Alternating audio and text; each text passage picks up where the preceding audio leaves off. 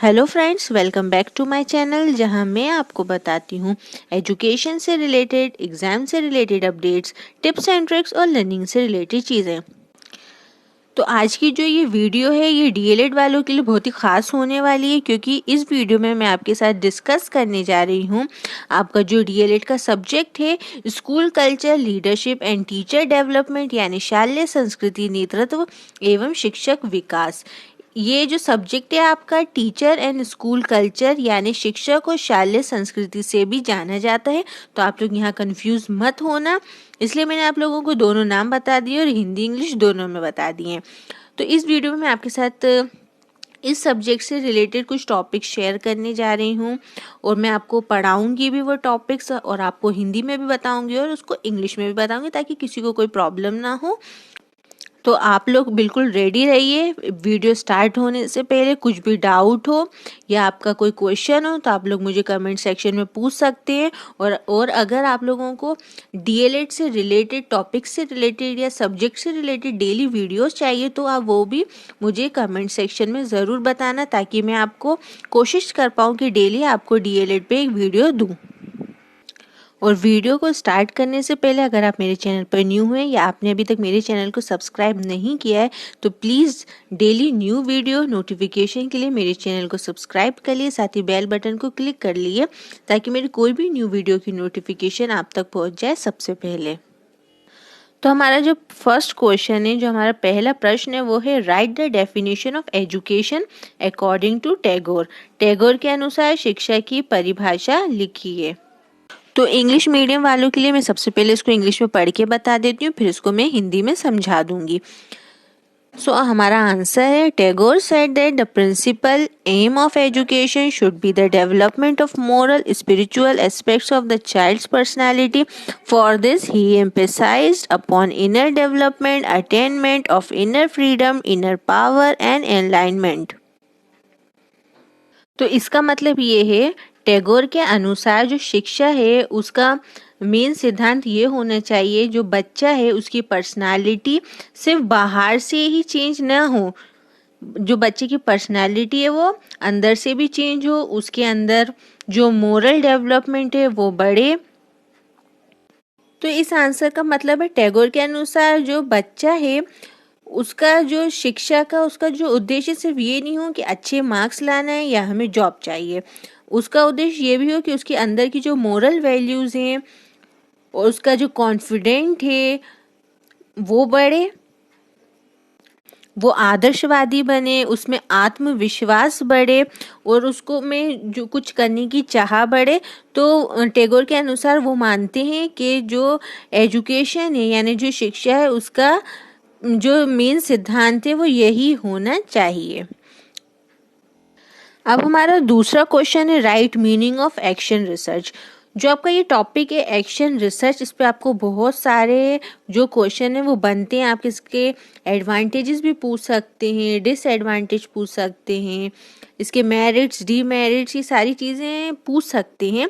तो मैं आपको सबसे पहले बता देती हूँ कि एक्शन रिसर्च होता क्या है। हिंदी वालों के लिए इसका क्वेश्चन है क्रियात्मक अनुसंधान का अर्थ लिखें।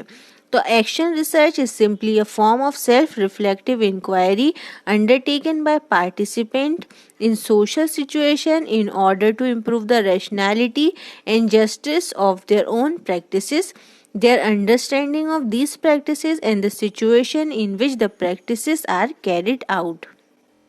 तो एक्शन रिसर्च का मतलब होता है जब हम लोग अपने आप को सोसाइटी में रख के अपने बारे में जानने की कोशिश करते हैं कि हमारे अंदर कौन सी चीज़ें इम्प्रूव होना चाहिए, हम क्या कर सकते हैं, हमें किन चीज़ों में प्रैक्टिस करना चाहिए, किस चीज़ में सुधार करना चाहिए। तो उसी को हम कहते हैं एक्शन रिसर्च। और ये जो एक्शन रिसर्च है जब भी हो सकती है जब हम लोग सोसाइटी में रहेंगे। हम लोग जब सोसाइटी में यानी समाज में रहते हैं तो हमें बहुत सारे लोगों से मिलने का मौका मिलता है, हम बहुत सारे लोगों से मिलते हैं, उनके विचारों को सुनते हैं, उनके ओपिनियन जानते हैं, उनके पर्सपेक्टिव जानते हैं। उसके हिसाब से हम लोग देखते हैं कि हमारे अंदर क्या कमी है, हमें क्या सुधारना चाहिए।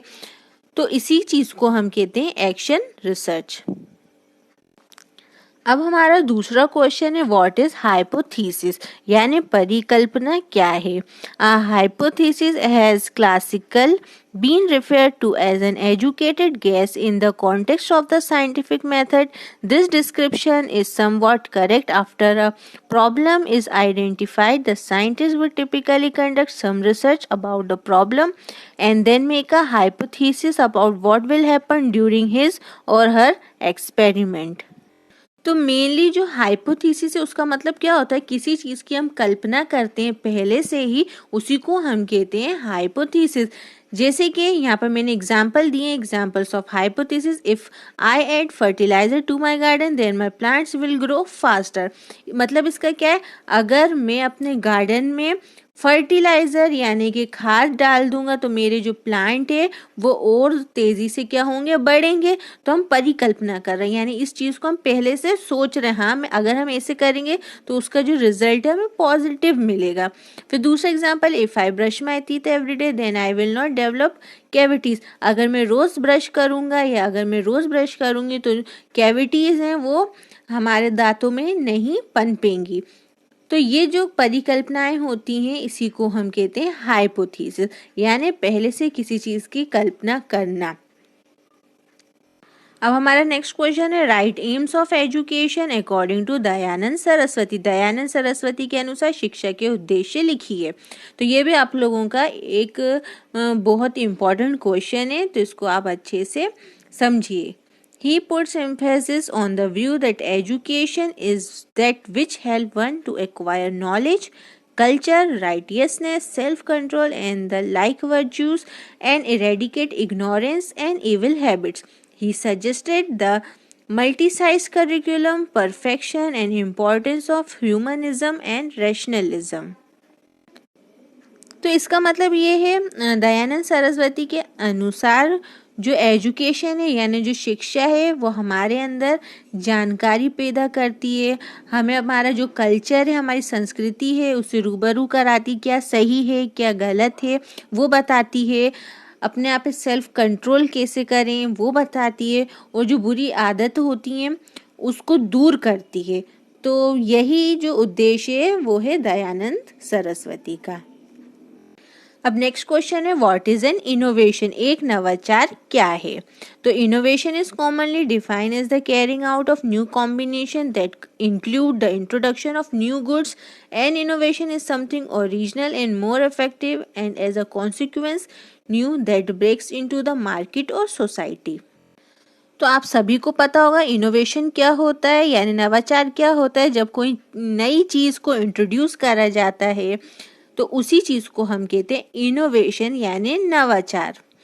और हमेशा इनोवेशन क्यों करे जाते हैं, ताकि हमारी जो सोसाइटी है जहाँ हम रह रहे हैं वो अच्छी हो सके और बेहतर हो सके। तो उसी को हम कहते हैं इनोवेशन, नई चीज़ों को इंट्रोड्यूस करना, नई चीज़ों को लाना सोसाइटी में, उसी को हम कहते हैं इनोवेशन।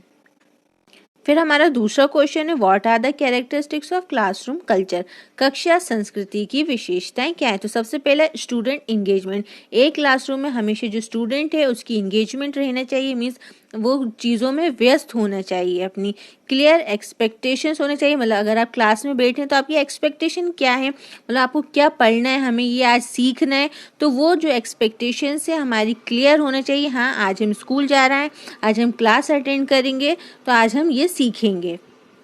फिर है इफेक्टिव टाइम मैनेजमेंट, यानी एक क्लासरूम में जो टाइम मैनेजमेंट होना चाहिए वो बहुत ही ज़्यादा अच्छा होना चाहिए, क्योंकि हम लोगों को एक दिन में बहुत सारी क्लास अटेंड करनी होती हैं। तो क्लासरूम का जो टाइमिंग होना चाहिए वो बहुत अच्छा होना चाहिए, ताकि बच्चा ज़्यादा से ज़्यादा एक दिन में वो सीख पाए। पॉजिटिव वर्क एनवायरनमेंट होना चाहिए, मतलब बच्चे जो हैं वहाँ पर सब कोऑपरेटिव हों, सब एक दूसरे की मदद करते हों, सब जो माहौल हो वहाँ का अच्छा हो। फिर लास्ट डिसिप्लिन, जो कि बहुत ही इम्पॉर्टेंट है, अनुशासन।